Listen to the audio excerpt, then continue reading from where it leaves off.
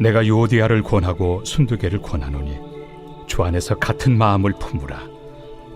또 참으로 나와 멍에를 같이 한 네게 구하노니 복음에 나와 함께 힘쓰던 저 여인들을 돕고 또한 글레멘드와 그 외 나의 동역자들을 도우라. 그 이름들이 생명책에 있느니라.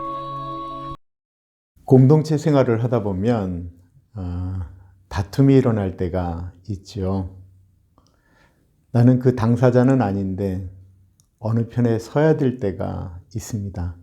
참 안 그러고 싶은데 그럴 때가 있다라는 거예요.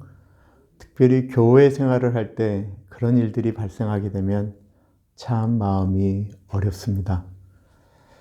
사도 바울은 빌립보서 4장을 시작하면서 군대 용어로 너희가 주 안에서 서라 라고 이야기하고 있는데요. 이 군대 용어인 서라라고 하는 말을 쓰면서 우리가 어떤 자세로 서야 되는가라고 하는 것을 생각할 수 있습니다. 군인으로 서는 것은 혼자 서는 것입니다. 그러나 군대는 군인들이 모여서 서는 것이죠. 사도 바울은 빌립보서를 이야기할 때 이것이 개인에게 줬다기보다는 공동체, 한 명 한 명의 군인이 모여서 한 마음으로 움직이는 군대와 같은 이야기를 하였습니다.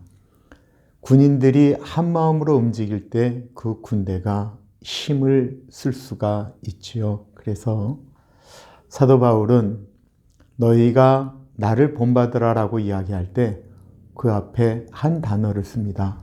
그것은 너희가 함께 나를 본받으라라고 하는 것이었습니다. 사도 바울은 빌립보 교인들이 함께 서는 것을 원하였습니다. 이유가 무엇일까요?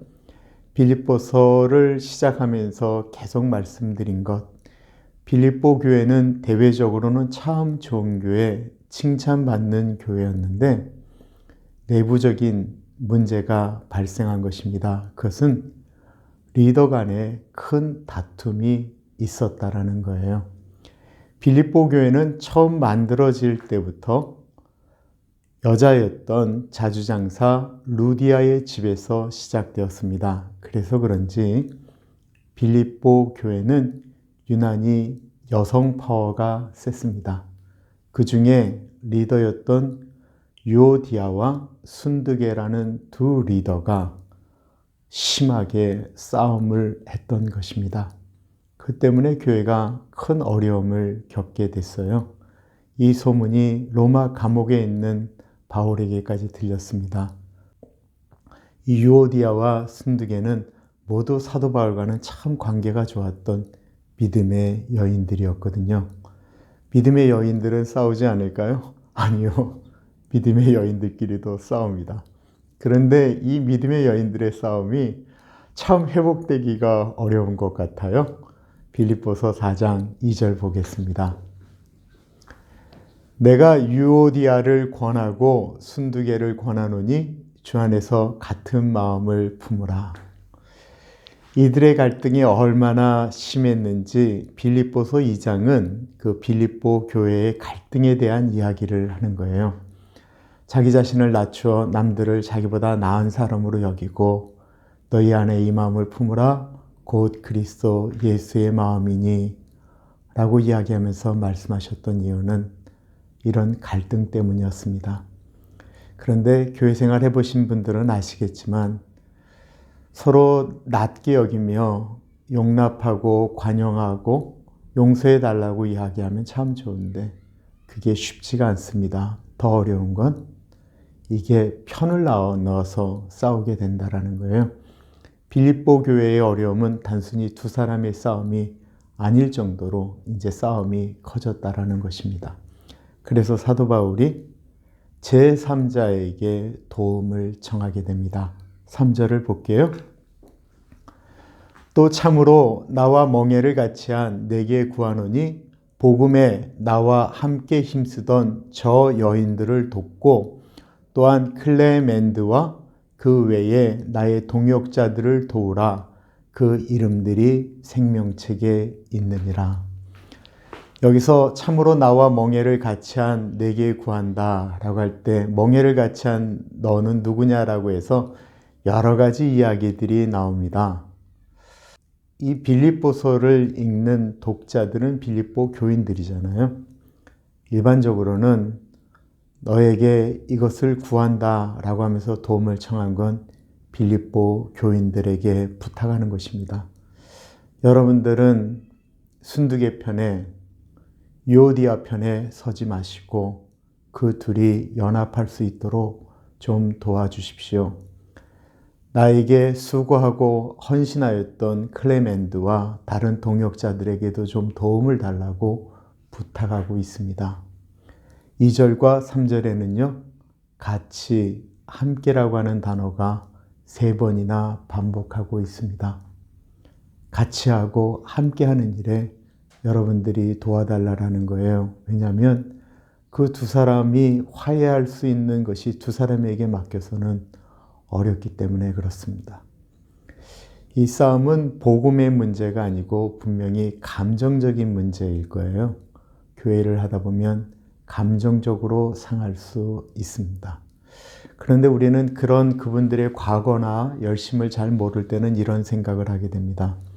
저 두 사람이 저렇게 싸워서 교회가 시끄럽고 어려운데 저 두 사람이 천국에 갈 수 있을까?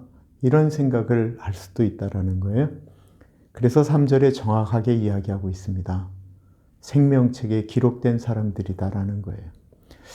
감정적으로는 컨트롤이 안 됐지만 교회를 위해서 그리고 복음을 위해서 사도 바울을 위해서 헌신한 분들이다라는 것입니다.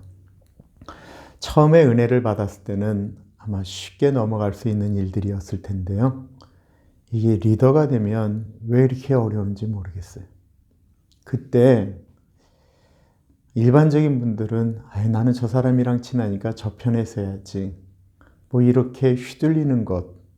이런 분들이 있으면 참 교회가 어렵습니다. 이때 그 자리에서 화목해하는 분이 있으면 얼마나 좋을까요? 중간에 서서 하나님을 바라보는 사람. 어린아이와 같은 사람들이 그런 것 아닐까요? 엄마와 아빠가 애들에게 짓궂게 질문을 하잖아요. 엄마가 좋아? 아빠가 좋아? 나중에 너 누구랑 살 거야? 그러면 아이들이 뭐라 그래요? 나는 엄마 아빠 둘 다 좋아. 나는 둘과 같이 살 거야. 라고 이야기하는 어린아이 같은 마음. 예수님이 원하셨던 마음이죠. 한국의 우파다, 좌파다, 뭐 진보다, 보수다라고 할 때 목회자에게 당신은 어느 파냐라고 이야기할 때 우리는 뭐라고 이야기해야 됩니까? 나는 위파입니다. 하나님 파입니다. 하나님 쫓는 사람입니다. 라고 이야기하는 것이 맞는 것이죠. 오늘의 묵상입니다. 주님은 우리에게 화목제물이 되셨습니다. 하나님과 인간 사이의 단절을 풀어주셨던 화목의 제물. 그러시면서 주님께서 우리에게도 화목해 하라고 하십니다. 나는 어떤 갈등과 어려움을 화목하기 위해서 애쓰고 노력하는 사람인가? 아니면 나는 갈등을 조성하는 사람인가? 주님 앞에 가만히 들여다보십시오. 내 자신의 마음을 들여다보고 주님, 화목해 하기 위해서 내가 내려놔야 될 것들은 내려놓겠습니다. 이렇게 고백하였으면 좋겠습니다. 기도합니다. 참으로 존귀하신 하나님 아버지, 화목 제물이 되셨던 예수 그리스도, 그냥 화목 제물이 되신다고 해서 화목 제물이 된 것이 아니고 십자가에 달리시는 희생을 치루었던 것을 기억합니다. 주님, 화목해 하기 위해서는 희생이 필요하다는 것을 다시 한번 경험하게 됩니다. 주님, 우리는 화목의 제물이 되어지기를 기도합니다. 그러기 위해서 내 자신을 내려놓을 줄 아는 우리 모두가 되게 하여 주옵소서. 존귀하신 예수님 이름으로 기도드립니다. 아멘.